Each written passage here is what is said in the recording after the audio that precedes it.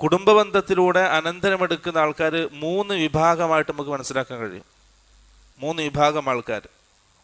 ഒന്ന് അൽ ഉസൂൽ എന്ന് പറയും. അൽ ഉസൂൽ മയ്യത്തിൻ്റെ മരണപ്പെട്ട ആളുടെ പിതാക്കന്മാർ, മരണപ്പെട്ട ആളുടെ പിതാവ്, ഉപ്പ, അവരുടെ ഉപ്പ, അങ്ങനെ എവിടത്തേക്കാണ് എത്താൻ പറ്റുന്ന അത്ര ആദം നബി അലൈഹി സ്വലാം വരെ എത്താൻ പറ്റും. ആർക്കാ ജീവിച്ചിരിപ്പുണ്ട് അവർക്കെല്ലാം കിട്ടും. മയ്യത്തിൻ്റെ പിതാക്കന്മാർ, അതുപോലെ തന്നെ മയ്യത്തിൻ്റെ ഉമ്മയും. ഇതാണ് അൽ ഉസൂൽ. ആ ബന്ധത്തിലൂടെ അവർക്ക് ഉണ്ടാക്കും കിട്ടും. രണ്ടാമത്തേത് അൽ ഫുറൂ, മരണപ്പെട്ട ആളുടെ മക്കള്,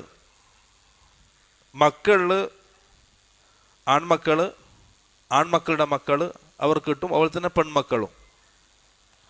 അതാണ് അൽ ഫുറൂ, രണ്ടാമത്തെ വിഭാഗം. മൂന്നാമത്തേത് അൽ ഹവാഷി,